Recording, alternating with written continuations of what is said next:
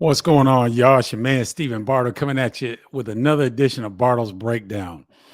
Had an eventful weekend. Went to Indiana and Illinois practices. So I'll have some impressions from those. We're going to going to talk about Ohio State Buckeyes a little bit, give you some players and some things to think about and prepare for when watching them play this season. And I had a nice interview with Mike LaTulip, who is the college basketball analyst with the Illini Inquirer. He does a lot of good work with WDWS, former Illini player. I believe he was on the coaching staff for one season. Have a nice interview with him as well. So we've got a power-packed show today. I'm glad you guys could join. I don't know if you guys ever go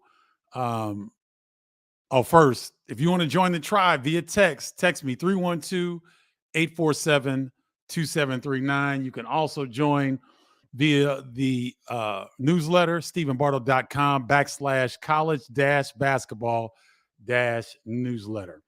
So from this weekend, you go back to homecoming, you see a bunch of people and you talk to a lot of people. And so it was a lot of fun, had a great time.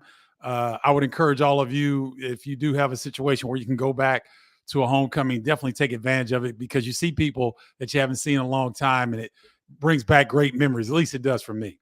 So let's get right into it. We'll talk a little bit about the Ohio State Buckeyes. And so I want to show a quote from head coach Chris Holtmann about Bruce Thornton, their sophomore point guard. You know what it's going to get. You know what you're going to get from Bruce Thornton every single day. He's as consistent of a player with his preparations as I've had since we've been here. That's head coach Chris Holtmann. Ryan, you want to put up that graphic? So here are the three players that I'm going to really focus in on today. We're talking about Bruce Thornton. That quote that you just read from Chris Holtmann, that's their starting point guard. Roddy Gale Jr. is an electrifying two guard who was really coming on at the end of last season. And then you have the impact transfer from Minnesota, Jamison Battle, and what he can do. And so let's look at Roddy Gale Jr. first. Can he make that big jump? We saw him last season towards the back end of the regular season and in the Big Ten conference tournament. He was electrifying. He's going to be already one of the best athletes in the Big Ten. And this is some of that action from the Big Ten conference tournament. So you got a freshman late in the season that is not hesitant at all to attack Zach Edey off the bounce. And now you see him with a step back into a three-point jumper. So now you've got to respect his three-point shooting ability, and that will make defenses crowd him. And his athleticism, you see there, the defense is slow to close. They try to close hard. He can put it on the deck and get right past you. He had a dunk on the baseline against Penn State that I almost lost my pregame meal. It was so nasty. I mean, it was, I'm not trying to make fun, but it was kind of like child abuse. It was, he got upstairs. He posterized a defender, I believe. It might have been Evan Mahaffey. It might have been who is now on Ohio State, but Roddy Gale Jr. is an electrifying two guard who can get it in the paint. If he improves his ball handling skills, he could be one of the surprise players in the Big Ten Conference this season. Now, can Bruce Thornton become elite? I think he showed enough last year as a freshman. Even in their swoon, I think he showed enough to warrant, from my point, that if that preparation is what Chris Holtmann says, he continues to improve throughout this season, he could end up being one of the elite point guards, maybe top 5 in the Big Ten. You got a guy who is physically built like a running back. So physically he can get down here or go anywhere he wants to. Once the game slowed down for Bruce, he was really able to pick and choose his spots. You see right there, the defense made a mistake in trying to double team him off the pick and roll, because he is a guy that can score, but he also loves to set up his teammates. So he does it all. Shoots the three, can get downhill. He can pull up in the paint. He's got some floaters. He's got some runners that he can use going up against bigger opponents to avoid the shot block. So you're talking about a young man who I think he's kind of flying under the radar, because there are some superb upperclassmen point guards in this league, like Ace Baldwin at Penn State, Jameer Young at Maryland, Boo Buie at Northwestern. I'd throw Chucky Hepburn in there, Tyson Walker, AJ Hogarth. All of these players have more seniority than Bruce Thornton, but he could end up being that guy that could get in the mix of being in a top 5 point guard in the Big Ten before it's all said and done. Now, can Jamison Battle be the leading scorer for the Buckeyes?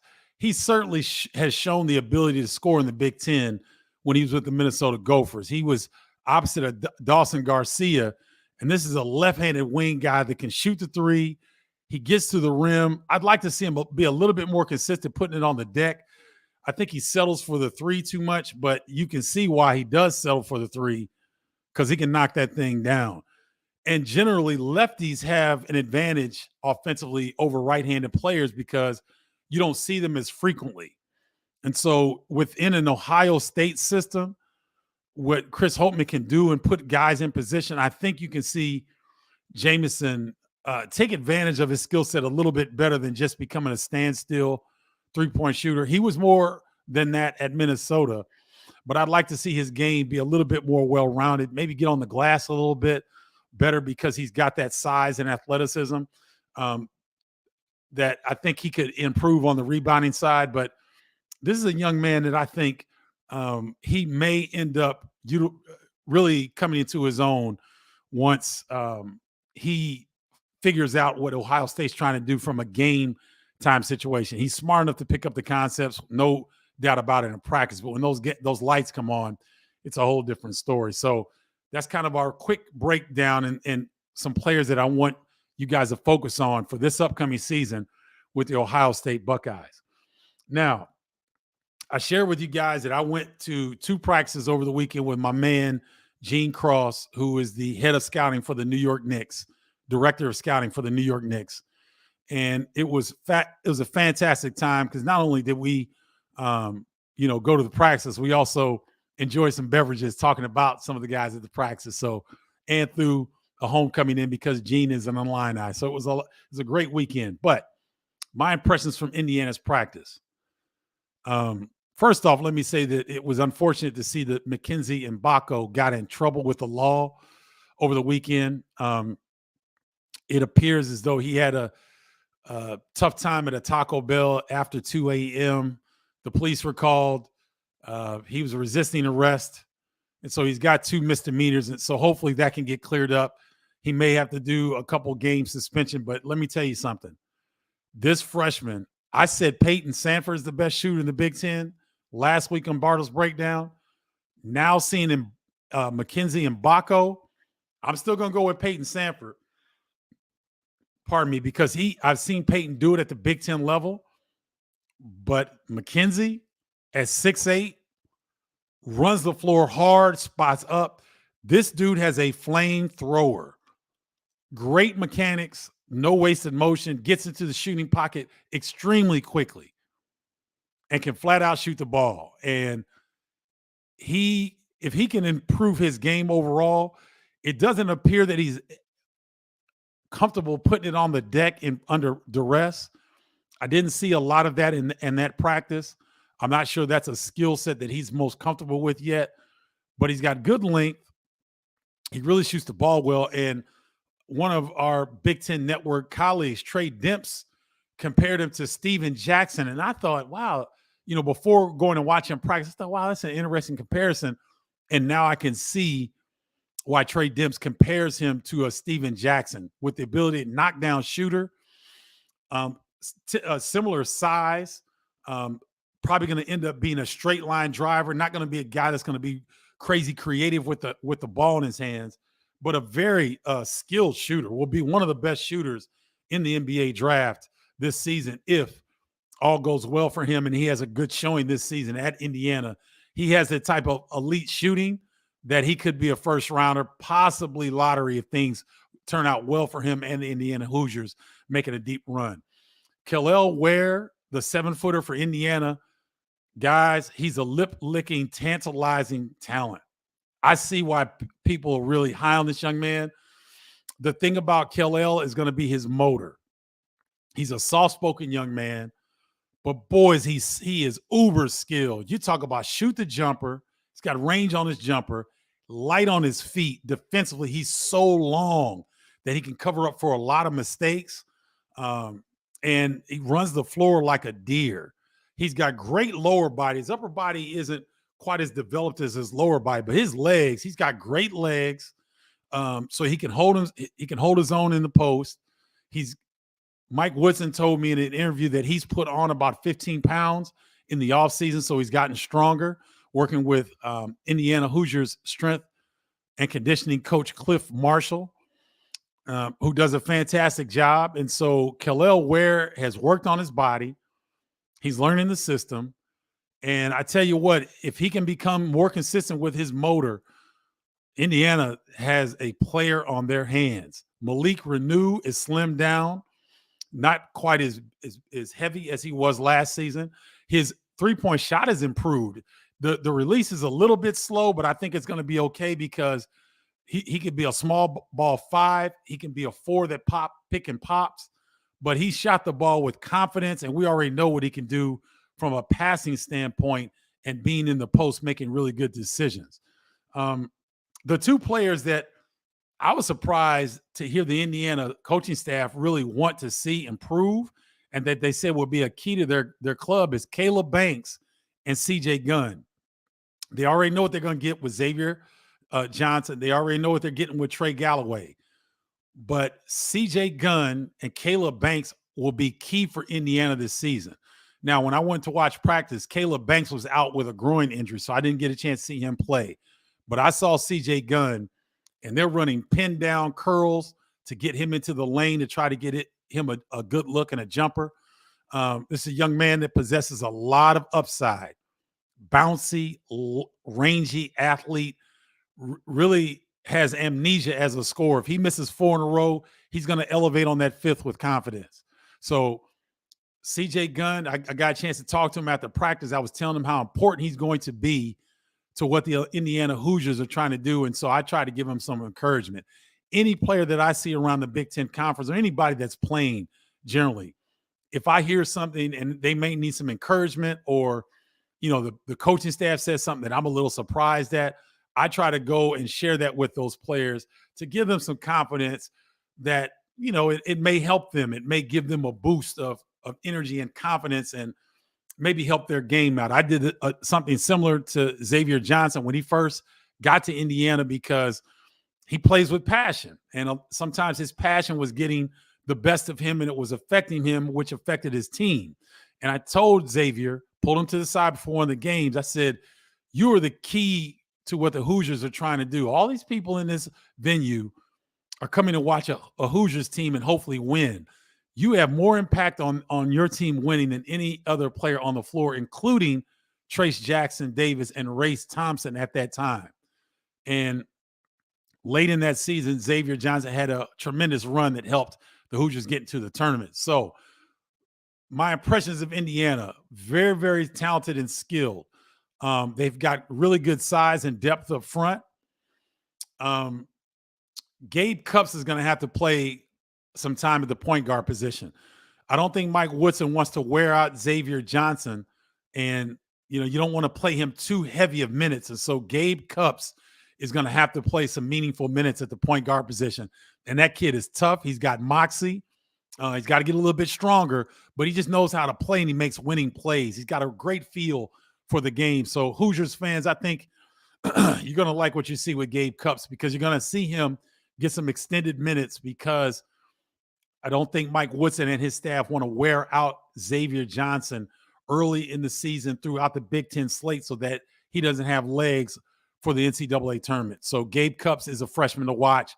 He'll get some meaningful tick for the Indiana Hoosiers. This is a team, ladies and gentlemen, if they can get, again, if Caleb Banks and CJ Gunn can give them anything from an energy standpoint, from a defensive standpoint, and from some key offensive buckets and timing on the offensive end, this Indiana team could be a surprise team in the Big Ten. I really believe that. And if they can find some consistency, they're going to be a scary ball club because they can touch you a lot of different ways, especially on the offensive end. All right. Moving on to my impressions from Illinois' practice. Illinois had an exhibition game the night before. So now I want you to think about this. I believe that exhibition game tipped at 8 p.m. So it may have been a later start. Even if it was a 7 p.m. start, you end at 9 or 10 p.m. The Illini were back on the practice floor before 10 a.m. Saturday morning. So when we watched them practice, it didn't appear like they played 12 hours before. They were getting after it. I mean, after it on the defensive end. They have a drill that I really, really like. I'm not going to give it up, but it really puts you in a bind if you're on the defensive end and you've got to fight like heck to get out of the drill. And there was so much emotion. There was a lot of upbeat positivity. I saw a lot in that drill. I also saw a tremendous amount of depth on this Illini squad. They could legitimately play 12 players per game and may not drop off in production. What Mike LaTulip was saying in the interview that you're going to see here in a minute, you know, they had the ability to play 12 players, but really it comes down to about 8 or 9 guys, especially once conference season comes into play. You know, the coach has to have somewhat of a security blanket, a warm feeling when he wants to put you in a game. And so generally in a highly competitive situation, coaches don't generally go more than 9 deep. But this team has the ability to go 12 deep.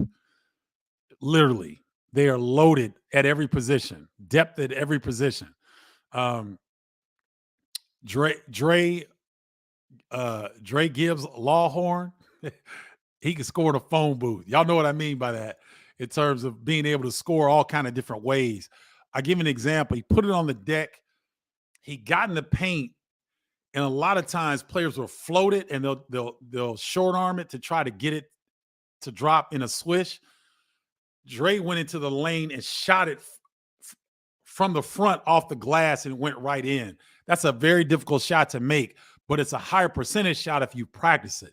So that showed me that this guy has an elite understanding of offensive execution. And Coach Underwood tells me that when the game starts to slow down for him, he can really, really be impactful. I'm going to tell you the player, though, that jumped off the screen for me in scrimmage was Amani Hansberry. This freshman, now, when I met him, he might have been an inch taller than me, so he's probably 6'7", 6'7.5", but he's got crazy length in his arm, his wingspan. And he had a double-double in the Ottawa scrimmage. Now, it's an NAIA team. I understand that. But he had 6 offensive rebounds. When the Illini were scrimmaging, he was controlling the defensive glass against the likes of Dane Danger, Coleman Hawkins, Terrence Shannon Jr. trying to crash the glass. Amani Hansberry was holding his own. Quincy Guerrier was in there battling. Amani controlled the defensive glass. He is an impressive freshman. These 2 freshmen are going to play. I don't know if they're going to get extended minutes, but they're going to be pressed into action because they're too skilled to keep off the floor. And here's the thing that really impressed me about Amani Hansberry. He talked. He was talking. He was communicative on the defensive end. You guys don't understand how hard some of these coaches have to work to get these young guys to understand the need of communication on the floor. I mean, I've been to practices, and it's across the board. It's not Amani Hansberry, and the way that he communicated was very unique. It's hard for some of these coaches to get veterans to communicate the way that Amani was talking on the defensive end. And so that tells me that his understanding of the game, the nuances of the game, he has picked up beautifully. So this is a scary Illini team. Marcus Domask can run the point guard position. The guy is big and physical. They were running him some at the point guard position. And I'm going to share with you, Jeff Alexander, one of the assistants at Illinois, says that he thinks the point guard position might be a strength of theirs because they're going to do it by committee. And from what I saw from Ty Rodgers, Marcus Domask running it at times. Justin Harmon running the point guard at times. He's got the ability to run the point. Also, Drew Gibbs, Lawhorn, and Nicolo Moretti. So where that seems to be a big question mark, the coaching staff is quite confident that they can do it by committee and have great success. So I left impressed from the Illini practice that I saw, because it was going to be interesting to see how they were going to respond after that Ottawa exhibition. And you would not have known that they had taken the floor a little bit more than 12 hours beforehand. So Coleman Hawkins looked good. Terrence Shannon Jr. looked good. He was going downhill. Dane Danger has dropped some weight. You think he was dancing bear before. Wait till you see him in the post and moving around this season. He's really looks good. His body looks like he's in tip-top shape. So I was very impressed with what I saw from the Illini and their energy level. I think the level of veteran play is going to really, really stick out this season compared to what Illini fans saw from last year's team. They had some veteran players, but Coleman Hawkins is not a guy that's going to be really outspoken and talk a lot. He's going to lead more by example. When you have a guy like Terrence Shannon Jr. coming into a new program, those guys lead more by example, and he's not going to be as vocal because he's still trying to find his way. But I thought that overall, I was impressed. I was more impressed watching the Illini practice than what my thoughts were going into it. So I hope that gives you guys a glimpse, a sense of what the potential of this Illini team could be. So want to give you that. I see we've got a lot of comments, but I want to run this interview that I did with Mike LaTulip. Let's take a listen to this interview, and then I'll come back and answer everyone's questions. Ryan, you want to go ahead and run that? What's going on, y'all? It's your man, Stephen Bardo, coming back at you with another edition of Bardo's Breakdown. I got my man, Mike LaTulip, on here with me. Mike is a former Illini player, also was on the coaching staff. He does a really good job as a college basketball analyst with the Illini Inquirer, among other things. Mike, how you doing today, man? I'm doing well. We talked a little bit before we hopped on. I've been watching you for years, man. Have a lot of respect and appreciation for your craft as well. I appreciate that. I appreciate it. You know, we're Illini brothers, so you know how it goes, right? Yep, absolutely. Well, I want to bring you on, talk about the Illini and some of your early impressions. Is there anything that jumps out at you that you've seen maybe from the Ottawa exhibition or heard from practice?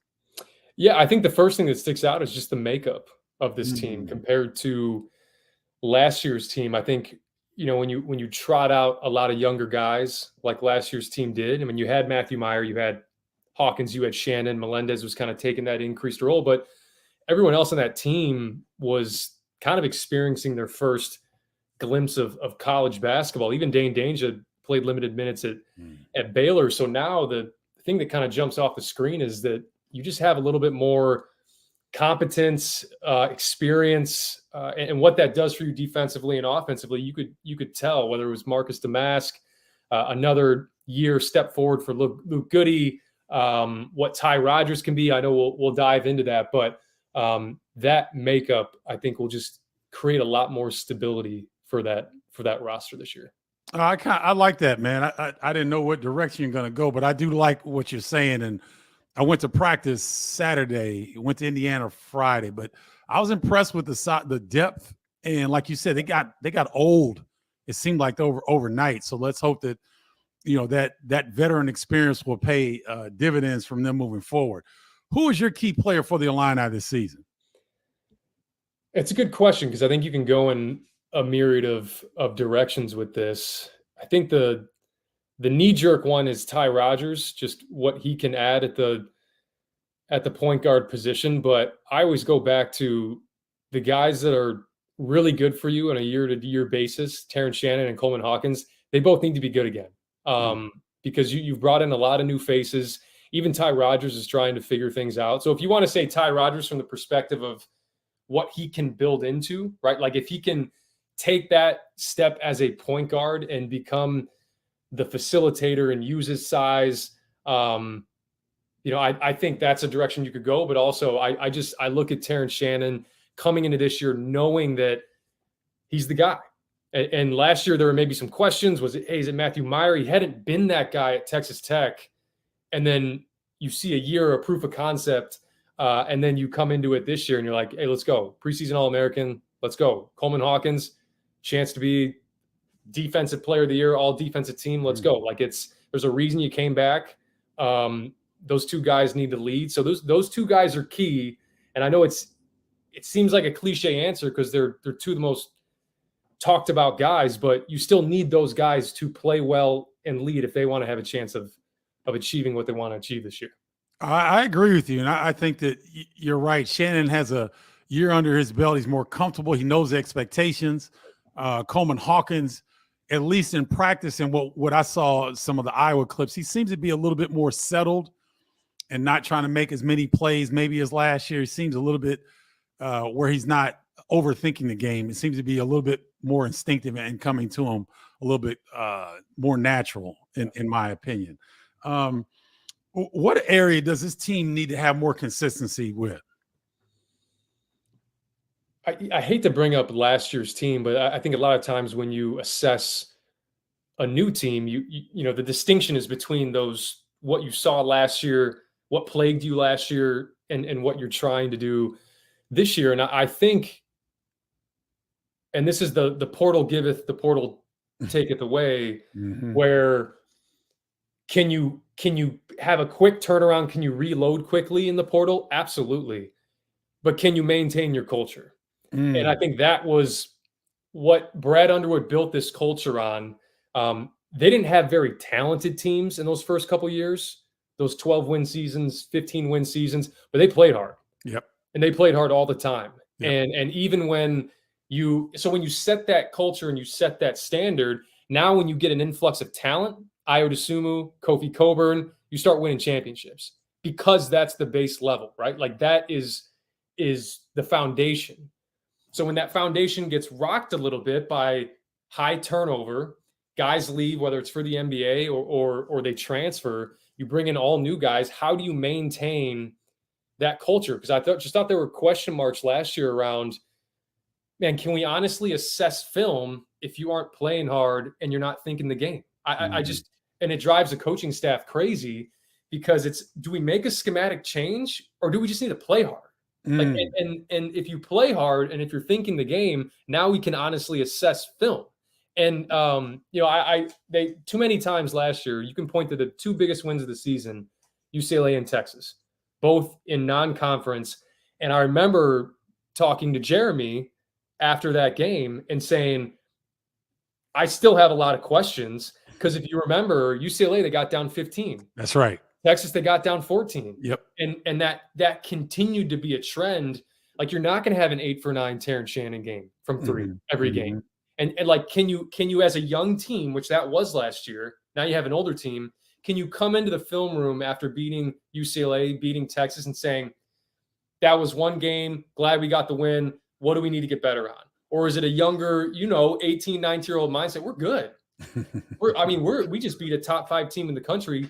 Now now people are going to come after us, right? Like you don't continue to assess. And I think that if they can play harder consistently, then they're going to see more consistent wins. They're going to close out games more consistently. And everybody points to shooting and we'll get into all of that, but there's poor shooting teams that make runs in the tournament. That's right. Because they're able to in knockdown, drag out fights like those games turn into, you're able to do the little things to succeed. So, and it all starts with what is your foundation, what is your culture, and have they gotten back to that? Because if they have with these older guys, I think it's gonna pay dividends.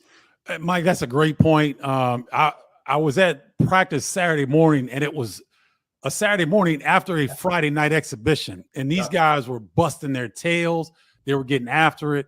Jeff Alexander, the assistant coach, told me that he was pleased with this group's ability to, like you said, have a really good exhibition game and come back and go to work the next day. I was impressed with that effort. So that's a really, really good point.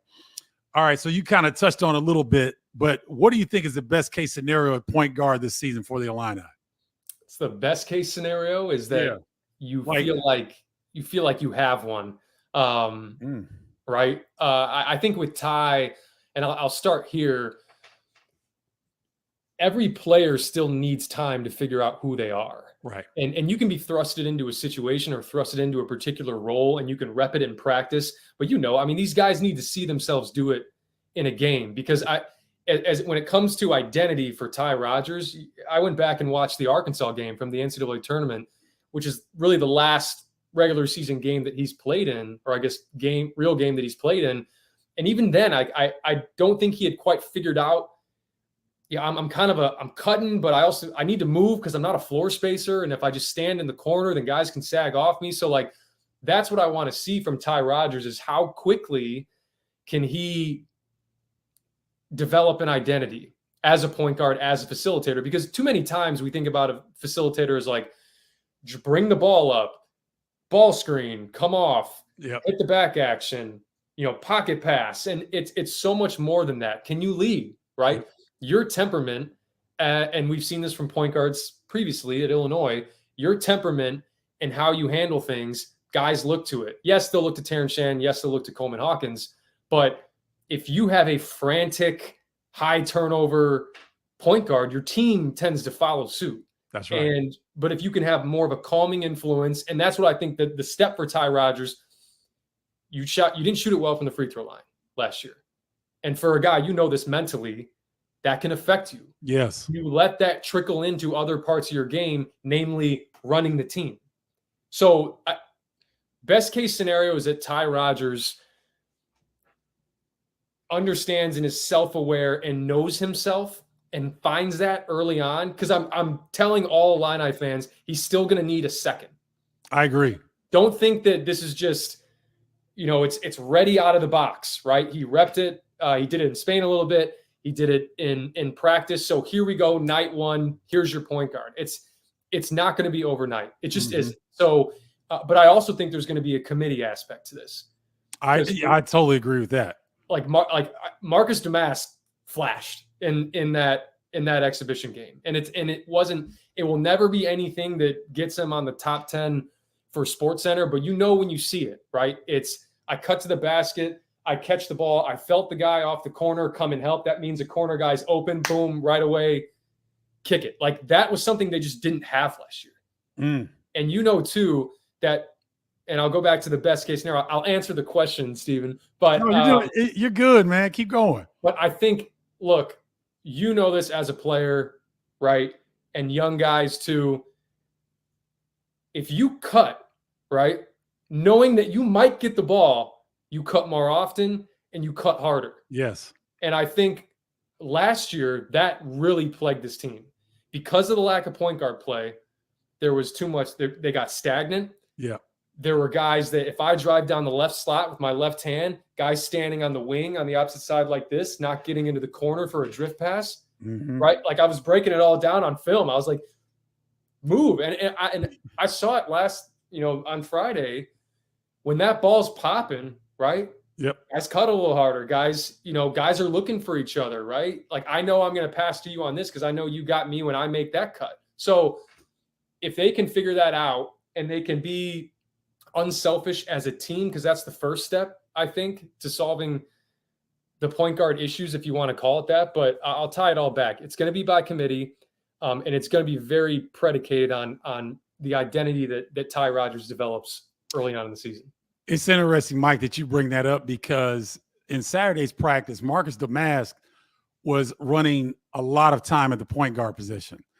And for our viewers, Marcus is a big, strong, 6'5" guy that can really score the basketball. But I was kind of surprised how well he was handling the basketball under duress because they're getting after it in practice, and he was initiating a lot of the offense. So he'll be more ball secure. He's not going to blow past guys with his speed or anything like that. But to your point, Mike, if you can get into the half court setting and guys know that they'll get the ball when they're open, that overall, that just increases the efficiency of the offense and everybody feels good about it. So very well said. In your opinion, which transfer will have the biggest impact this season? I think we just talked about him. Yeah. I think it's Marcus Domask, and this could be like a relatively controversial thing to say, but I don't think it's out of the realm, or I don't think it's crazy to say that he may be their best basketball player. Right? Like, I think Terrence Shannon is an incredible athlete. He can score at all three levels. He's unbelievable getting downhill. He can guard, but in terms of like feel and being able to read and make those reads and open things up and facilitate, he may have the best feel on the team. And Coleman has great feel as well, and you can see it defensively. But yeah, I think Domask is a guy that when you look at the depth on this team, right, you could make an argument for 12 guys on this team to see minutes, but Stephen, you and I know it's going to be 8 or 9. That's right. It always is. Yep. So if you have Terrence Shannon playing 30 minutes a game, like he did last year, Coleman Hawkins was 32 and a half, right? And maybe you feel like you have a deeper front court to where Coleman doesn't have to extend himself that much. But if they get near 30 minutes a game, from what I saw against Ottawa, and I know it's Ottawa, but for Marcus Domask, some of it's going to be how he holds up defensively when the competition increases, and we get to see that here in the next few days with Kansas. But if he holds up defensively, he's going to be another 30-minute a game guy. So now you look at the other 9 guys that you have to bunch into however many minutes that's left, because you can only play so many. We do that all the time for the season. Well, this guy's going to play 15, and this guy's going to play 20, and this guy's going to play 25. Well, if you have 3 guys playing 30-plus minutes a game, it shrinks, and it shrinks quickly. Sure. So again, I go back to the unselfishness, because I think Domask displays that. He's a connector, and then more guys start playing that way, so that if you're a guy that doesn't play that way, it sticks out quick. Yeah. Whereas last year, it felt like there was a lot of my turn, right? Yes. It was swing. All right, here we go. Late shot clock, step back. And so it was all kind of camouflaged, and then you have a guy, if you had a guy that was maybe unselfish, that would have popped. But now you have unselfish guys, and Domask really, I think, keys that. I think Quincy Guerrier he's so big, and he plays big. You see when he's on the glass, he has the ability to step out. Justin Harmon as well, I just think is a good change of pace off the bench. He gets in passing lanes. All those guys I think are going to have different moments, but I think Domask is going to absolutely be more of a mainstay in terms of his impact in those lineups. Mike, when I was watching practice and there was a player that jumped off the court every time down, it was Amani Hansberry. This kid can play. Long arms, great timing. He talks. He opens his mouth on the defensive end of the floor. He was quite a surprise to me, and some of the coaching staff think he's a future pro. What are your thoughts on Amani Hansberry? I think when you watch him, tremendous high school player, incredible on the EYBL circuit. And then you come in here and he has a very mature game for being a freshman. And it looks like he really values the defensive end, which, little secret for freshmen out there, that's your ticket. That's right. Onto the floor. And Hansberry, I'm going to make a comparison here just because he's not the best athlete. Right. But when you look at the stat sheet, he has 6 offensive rebounds and 12 overall rebounds. He reminds me a lot of Kevon Looney on the Golden State Warriors, where it's all leverage. Like he's not going to out jump anybody, but he's long and he plays the leverage game so well, boxing out, getting into guys, hitting early, that he creates those opportunities for him. And then defensively, you mentioned it, right? Like you talk, and that's part of what makes Looney so valuable for the Warriors, is because he does what he does. You have scorers, right? That's taken care of. Check. So what else can I do to contribute? And if he's going to play with that type of motor, it may not be right away, or it may be just in non-conference games, but he's going to prove throughout the year that he can be a guy that's reliable. And, coaches, the human side of coaching, right? Especially when you have 12 guys that could feasibly play. Yep. There is a emotion associated with when they turn down and look at the bench and they lock eyes with you, you give them some sort of feeling, and it's either a feeling of trust or it's a feeling of And if there's any hesitation, that's a problem. And I think Hansberry, just the way he plays, his motor, he values the things that you want a guy like him to value: defense, rebounder, be a good screener, do the dirty work. Like, that's a guy that when Brad Underwood turns down in maybe a big moment or foul trouble, we need somebody like Amani Hansberry could be a guy where he's like, I trust you. I trust you to get in there, even though you're younger, in this big moment. Mike, great stuff, man. Where can our viewers find you online? Yeah, Twitter is I think at LaTulip_Mike. I had a hacking situation back in 2017, so I had to start from scratch. But yeah, also during the season, WDWS, I have a little pregame segment that I do, and then I'm on every postgame. Fans calling in, win, loss, I'm there doing some therapy, talking everyone through it, breaking things down. And then with Illini Inquirer, a weekly podcast with Jeremy Werner that I come on as a guest, and then film reviews as well, which has been probably my favorite thing since I've stopped playing, is diving back into the film like I used to when I was a player. So I believe those are the places that you can find me. Ladies and gentlemen, that's Mike LaTulip. You can find him in these different locations. Does an outstanding job covering college basketball, in particular the Illini. Mike, thanks so much for joining me today. Man, thanks so much, Stephen. All right.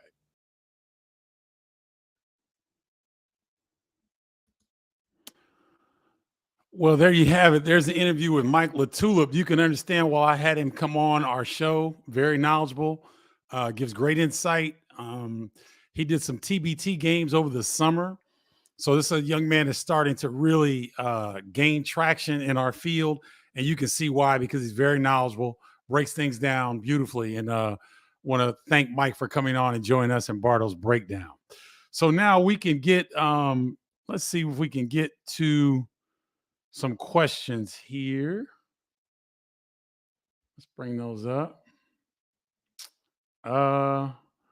What's up, Art Dale Carlson? Good to see you. Let's see. What do you think of Ty Rodgers' experiment after the exhibition?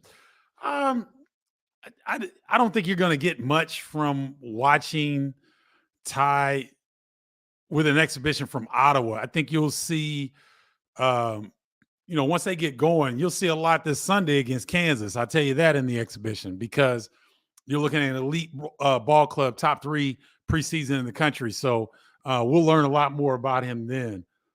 Simeon Fuller was good. Yeah, hoop, baller, scoop. I saw this. Jackson Kohler had knee surgery, so he may be out until the beginning of January. Will this affect Michigan State? I think it will, because to me, he's their best low post scoring threat.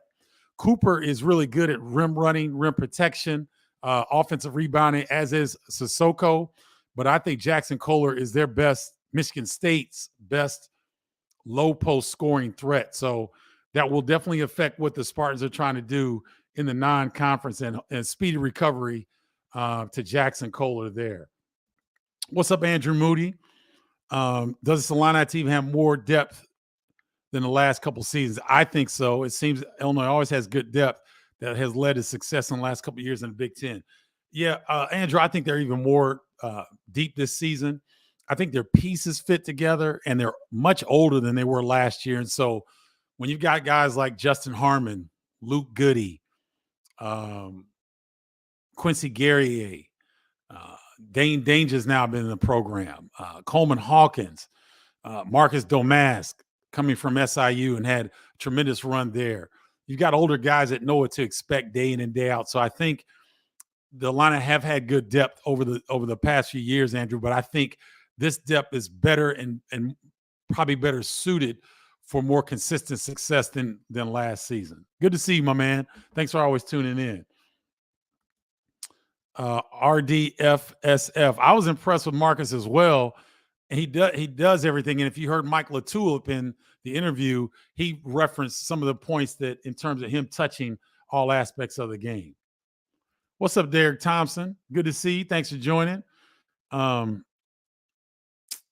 Who would I pick to win the Big Ten? And does Purdue outside the big fella have any advantages over Michigan State? I think they do. Michigan State was an outstanding three-point shooting team last year. They pretty much bring back everyone, but I think Purdue can maybe match them this season shooting the three with some of the additions that you'll see. Lance Jones can shoot the three. I think Braden Smith's going to shoot the three better. Fletcher Lawyer already was one of the above average three-point shooter last year. I think that they might be able to match Michigan State from a three-point shooting perspective. I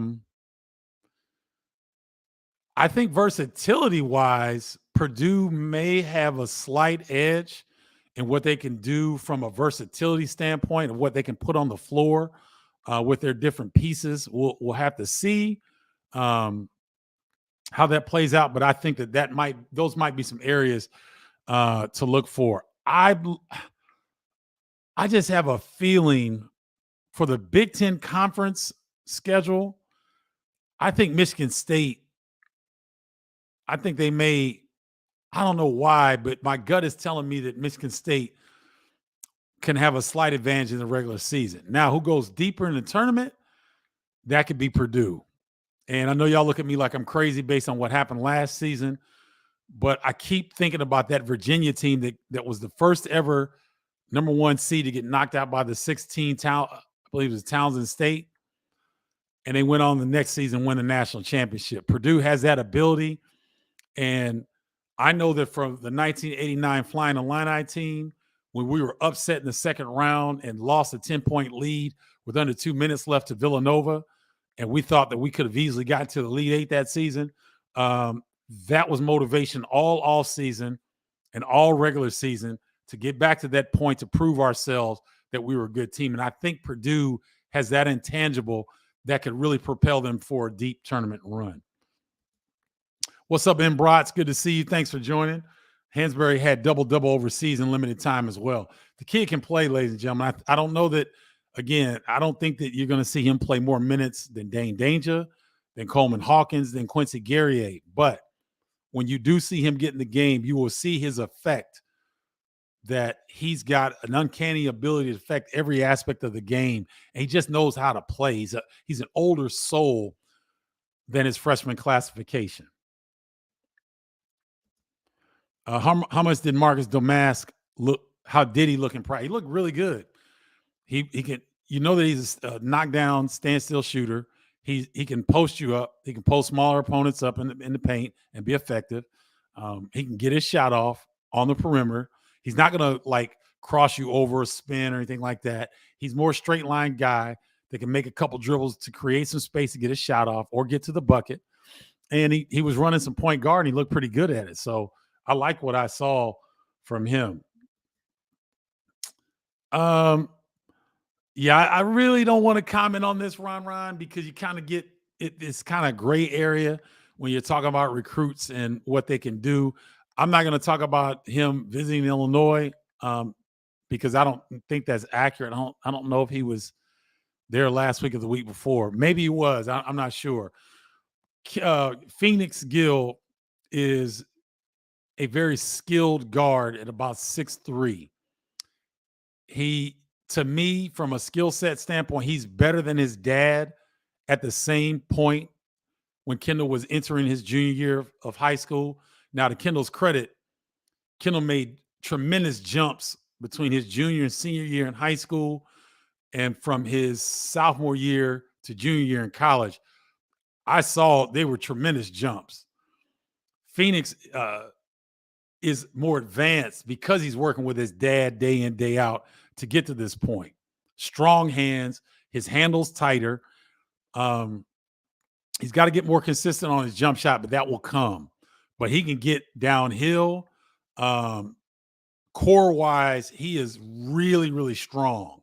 And defensively, he's pretty good. I don't know if he's as good as Kendall was defensively at this same point, but overall, with his skill set and his overall game, I would rate him higher than Kendall at this same juncture. Now, will he continue to grow because he's 6'3"? He looks like he's still growing. Can he get to Kendall's size? And what position will he play? Because he can play both the point and the off-guard position. But he's a very talented player. I think Purdue has offered him. Illinois has offered him. I believe Stanford's offered him. Northwestern has offered him. Iowa State has offered him. So he's a talented young player that's going to get a lot of attention the better he becomes.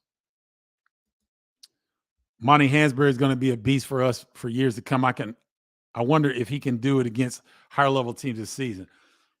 When you see this type of skill set, this is going to apply at an elite college level, because as Mike LaTulip mentioned, Amani Hansberry is not doing this through athletic. He's not. He might be a below average athlete at this level, but he knows leverage. And if you know leverage at the college basketball level, at any basketball level, you're going to have success. If you know how to get your hips into people and keep them from getting where they want to go, or to box out, or to hedge and get back defensively with length and long arms to discourage a pass, those skills translate to any level of basketball, and he has those in spades. So I think that once he gets the feel of the speed and strength of the game at this level, I think those skills will come through.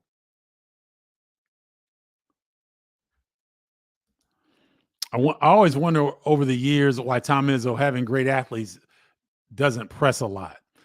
He has never publicly said why he doesn't press at all. Style of play, preference. I think it would be hard. It's hard for teams that like to fast break to be really good defensively when they play full court defense. So it's rare, like when you used to see the teams in the late 80s, early 90s, the UNLV teams that like to press and also like to run. You got to have superior athleticism to do that.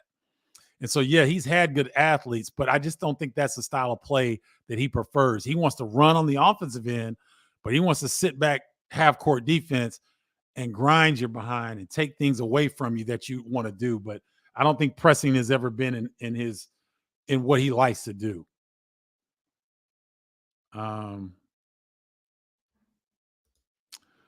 Can you tell us again where the conference games will be at? I thought you said NBC and Fox, but I could have been wrong. No, Curtis, NBC, Fox, and Big Ten Network all will cover Big Ten games this year, and I'll be on all three networks covering those said games. So, no, you didn't have it wrong. You had it right.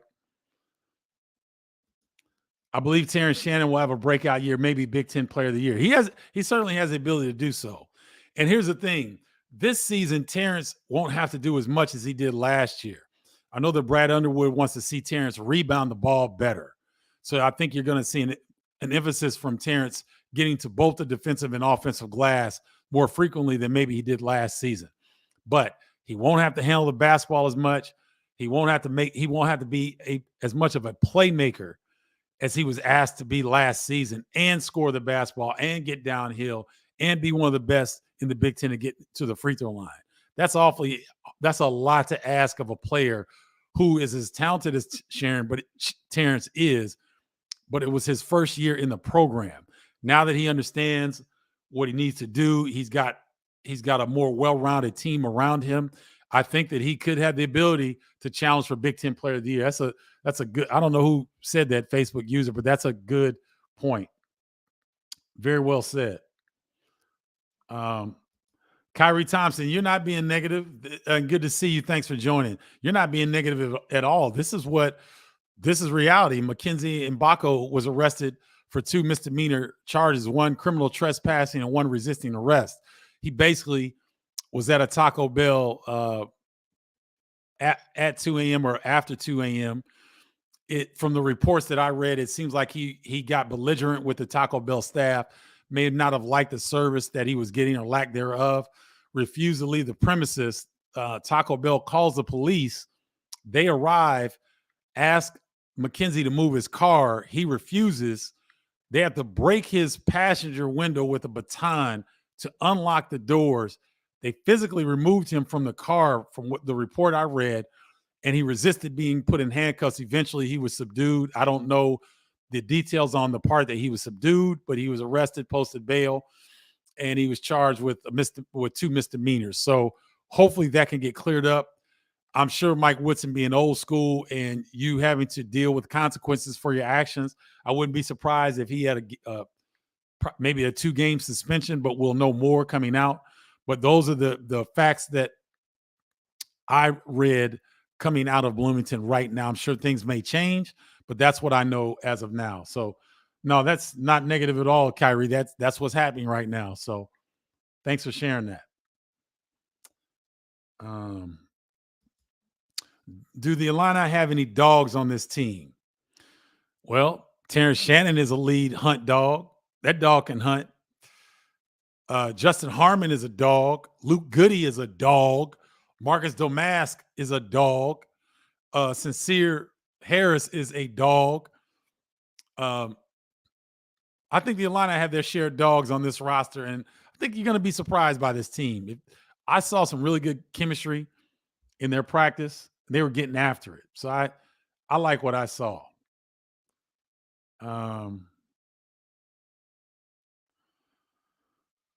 Okay, let me get one of these. Did you see anyone at homecoming that you hadn't seen in years and you were like, man, it has been too long? Julian Brown. What was Julian? He was a linebacker for the Illini when I was in school at Illinois. One of my dear friends, and we would see each other on Facebook and stuff, but I haven't seen Julian in years. So I was uber excited to see him. That was a lot of fun. Who else did I see that I hadn't seen in years? There were a few other older classmates, a few co-eds that still look good after all these years. So it was good to see them and hug and reconnect with them. And so I saw some people, and I saw more classmates, fellow classmates there, and people that I know in the community that I saw former players, because there weren't a ton there. Deion Thomas works with the university. Kenny Battle was there. He had a party later on that night. It was fun to attend that. Gene Cross, who I traveled with, so he and I were together. But for the most part, I saw fellow classmates, and it was great to reconnect.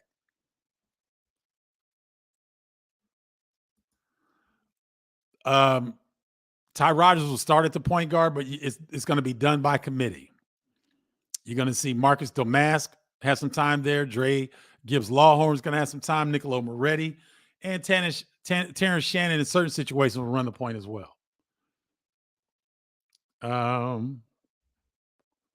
Hey, Dory, good to see you. Yeah, you know what, Dory? He said that's one of the most fun parts of what he does in those film breakdowns. He does a really good job. That's why I wanted to have him on.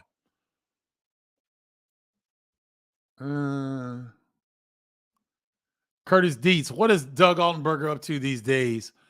For some reason this month, man. It's all good. Oh, it came up this time, Curtis. Doug Altenberger was a vice president or maybe president of a bank in the western suburbs. I think he's still doing that. There may be some games where he fills in on the radio when Deion Thomas cannot be there. So he's still associated with the program, still doing a great job. Still looks like he's in great shape. And I bet he's still a scratch golfer because the dude can knock the cover off a golf ball. I'm telling you.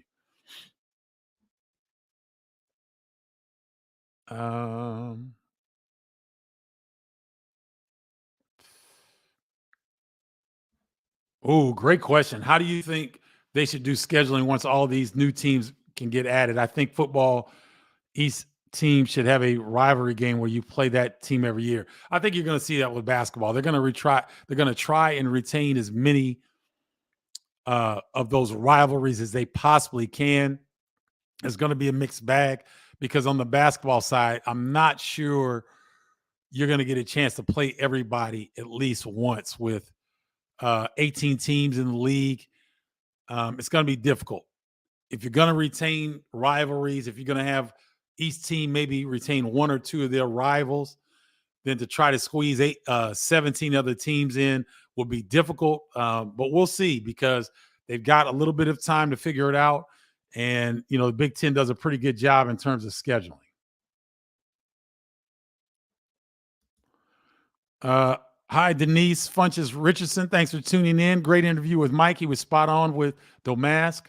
I was really impressed with his basketball IQ in the exhibition game. His passing, shooting, rebounding, court awareness was awesome. I think he'll be impactful. Thank you very much, Denise. I appreciate you sharing your thoughts there and you tuning in and supporting Bardo's Breakdown. Remember, if you want to join the tribe, text me to 312-847-2739, or you can go to, you can join us with the email, stephen.bardo.college-basketball-newsletter. All right. Oh, there's my man, Juju Brown. What's up? Good to see you at homecoming. Best wishes to you and your career moving forward. Mad love, respect, ILLINI. That's the guy I was talking about. Julian Brown, great friend of mine, former linebacker for the Illini. We got a chance to see him and chop it up a little bit. I will be, we exchange information, so I'll be in touch with my man. Good to see you, Julian. Love you, brother. I have a great feeling about this year's Illini basketball team. As you should, Thomas. They're going to bring a lot to the table. Now, the league got a lot better as well across the board. Everybody got better. I don't think anybody stood pat and didn't improve either through the transfer portal, bringing back key players, or bringing in impact freshmen. The league got better overall. And the Illini are with that as well. Let's see. All right. What do you think are true rivalries in conference? Some seem more intense in football while others are better in basketball. Well, I don't think there's any question. The top basketball rivalry in the Big Ten is Indiana versus Purdue. You would want to see them continue that. You definitely want to see them continue the Michigan State-Michigan rivalry because for in-state reasons, and they don't like each other. Basketball-wise, Indiana and Illinois is pretty good. Indiana and Iowa is pretty good. I think some pretty good ones. I think Rutgers and Maryland can become a pretty good rivalry. Obviously, when the 4 Pac-12 teams join the league next season, you gotta keep UCLA and USC in there. Oregon and Washington would be a natural rivalry and a fit.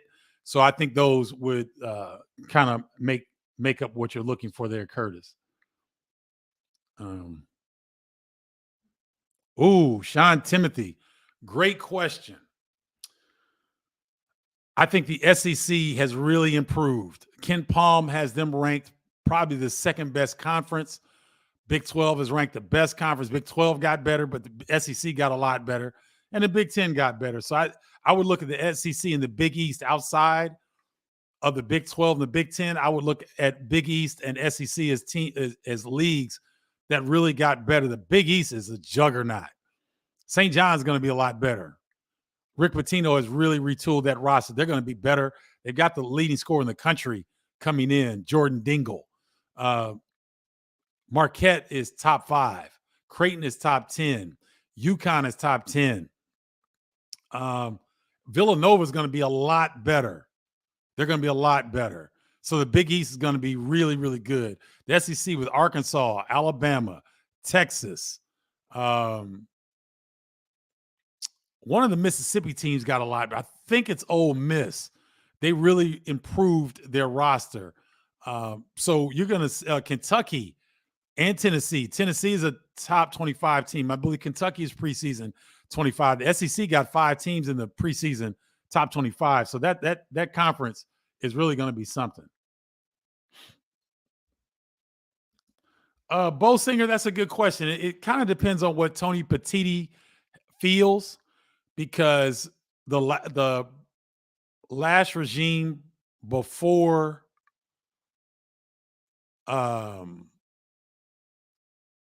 Kevin Warren, the last regime previous to Kevin Warren, they saw fit to have the Big Ten Conference Tournament in Washington, D.C. and New York City.